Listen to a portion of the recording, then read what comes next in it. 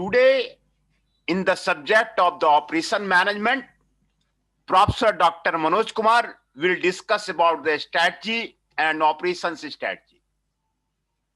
Objective: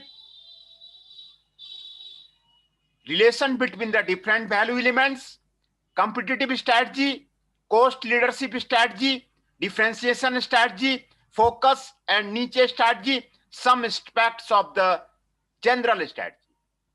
Today, we'll discuss about these topics of the operation management, the Richardson, Taylor, and Gordon framework, technology frontierism, technology exploiter, technology servicemen, customizers, cost minimizers, translating strategy into operational effectiveness, implementation strategy, summary, keywords, review questions, and further reading. Hence, today, strategy and operation strategy. This is the topic of the production and operation management. The objectives of this study: after studying this unit, you will be able to recognize the competitive capability relationship with operation strategy. Describe the objectives of the competitive operation strategy. Discuss the model developed by the Richardson, Taylor, and Gordon. Explain the implementation of operations strategy. Introduction. Peter Drucker says the primary task of the strategic management are to understand the environment, define organization goals, identify options, make and implement decisions, and evaluate actual performance. Then, the aim of the strategic analysis is to perform a view on the key factors that will have an effect on the future well-being of the organization. Strategic analysis enables us to identify and understand the potential opportunity and constraints that exist for our organization. It will enable us to make informed strategic choices about the future of our organization. What opportunity are offered to it, and does it have the capability to take up the opportunity? Relation between the different value elements. Unless the firm's performance metric system is able to measure customer satisfaction, it risks being penny-wise and pound foolish when it comes to measure customer service cost. Marketing uses a concept called the lifetime value of the customer, in which it estimates the stream of income a firm can expect to receive from a satisfied good customer. Timeliness in the value model varies because it is both individual specific and situation specific. Its measure is delivery reliability. When the customers are told a product will be delivered on the specific date, they value of the product higher when the promise is kept. Anything less diminishes the value of the firm's product. Delivery reliability also enables the supply chain to operate effectively with lower levels of the inventory. Lastly, improving flexibility can affect the other elements of the value. Flexibility affects lead time and quality through the synergetic relationship among the three elements of the numerator of the value equation. Reduction in lead times affect flexibility. Improvement in the flexi benefit quality. Improvements in quality reduce lead times and enhance flexibility. Now the question is, what is the flexibility? Flexibility is the input to the value equation relating to the ability of the operation management system to give the customer the product desired. All these factors together with productivity and cost improve the company's ability to improve on its competitiveness and profitability. This allows the organization to do many things, such as expand its operation and thus create employment and opportunity for employees to advance. Invest in advanced technology and systems that will further enhance its productivity. Pay employees better wages and provide them a better working environment, thus raising their work moral and standard of living, and contribute more to society by paying a higher quantum of the corporate tax and supporting more social causes. Self-assessment. Flexibility affects lead time and quality through the synergic relationship among these elements of the numerator of the delivery. Reliability enables the supply chain to operate effectively with levels of the inventory. Marketing uses a concept called the lifetime value of a customer, in which it estimates a firm can expect to receive from a satisfied good customers. Timeliness in the model varies because it is both individual specific and situation specific.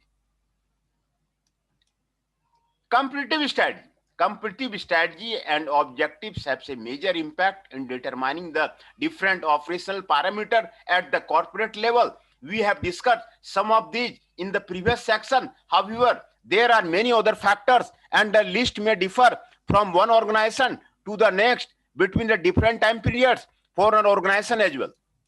The principal impact on these parameters come from the competitive advantage, corporate strategy and competitive strategy from a hierarchy of the strategy. Corporate strategy are concerned with the type of the business the organization is in, its overall competitive position, and how the resources of the organization have to be deployed. The business strategy are basically competitive strategy. The objective of this strategy are about how to compete successfully in the particular market and how can the business units acquire competitive advantage. Sun Tzu, a Chinese strategist and general, made an observation in The Art of the War.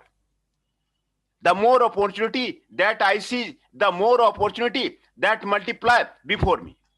This phenomena is at the heart of the strategy. Organization compete successfully by seizing opportunity at the business unit level. The strategic decision that the organization need to take is how will it place its product in the marketplace. What will be the basis for it to gain competitive advantage? Organization achieve competitive advantage by providing their customers with what they want or need better or more effectively than competitors, and in ways the competitors find difficult to imitate. The strategy for each organization is unique, reflecting the particular circumstances it faces. There are two schools of thought on developing competitive strategy. On the one hand, the concept of the generic strategy is promoted by the strategic thinkers like Michael Porter. On the other hand, Prahlad and Hamel promote the resources-based approach. However, we will lay greater emphasis on the generic strategy as these are industry focused and reflect more closely the requirement of the operation management strategy. In order to succeed in this, organizations have found many offensive and defensive actions to defend their position in the industry and cope with competitive forces.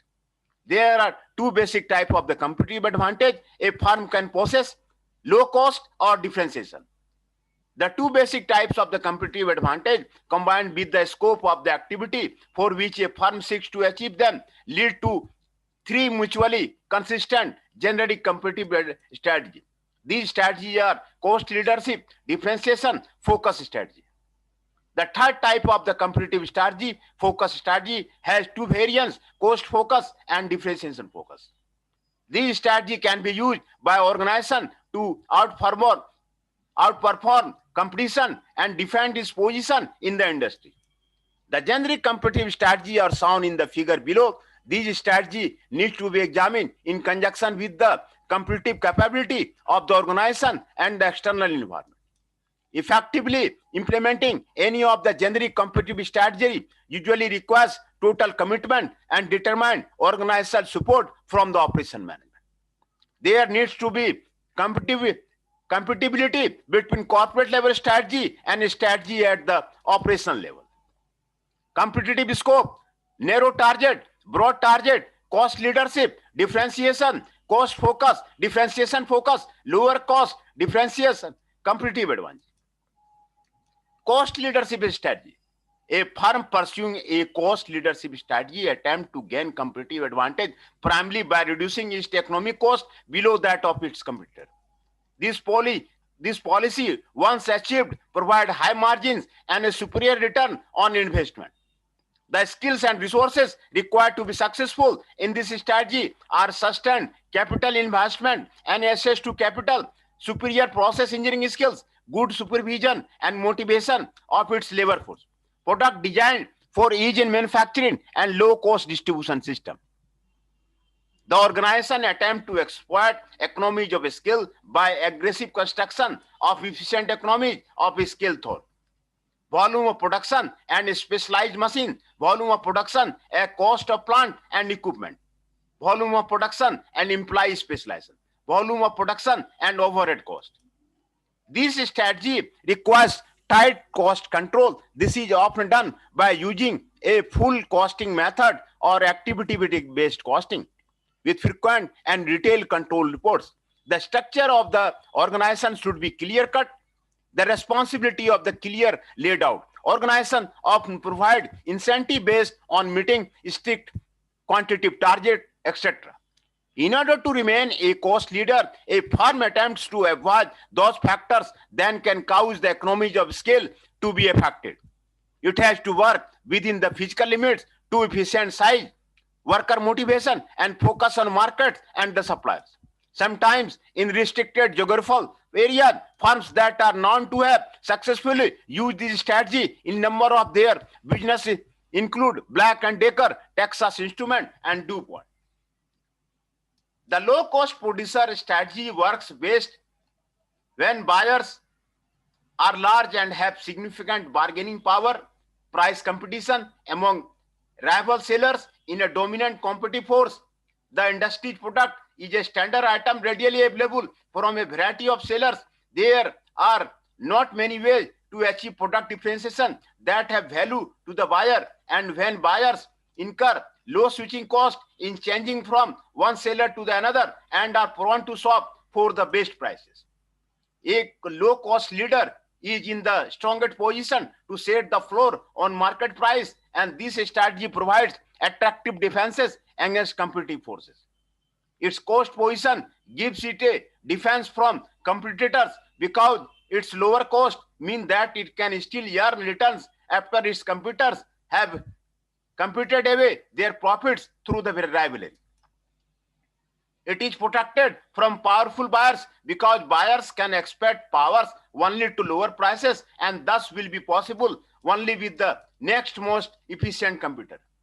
Lower cost provides protection against the supplier because there is more flexibility in the organization to cope with input cost increases. Any new entrant will find it difficult to overcome entry barriers because of scales of economy, and as the activity taken to the achieve low cost are both rare and costly intimate. Finally, it places the organization in a favorable position when pitted against the substitute compared to the competitors in the industry. Cost leadership is valuable if buyers don't buy differentiation very much. Buyers are price sensitive. Competitors will be immediately match lower prices. There are no changes in customer taste, technology, exogenous price, cost. There are a number of risks in using the strategy. These risks relate to the fast changing business environment. The most important risk to the cost leadership is technological change that nullifies past investment or learning of the organization. Sometimes the inability of the management to see or anticipate change required in the product and market change is the risk. The organization advantage can also be neutralized. If there is low cost learning by the industry, newcomers inflation in cost of the supply of process that provide the organization a competitive advantage.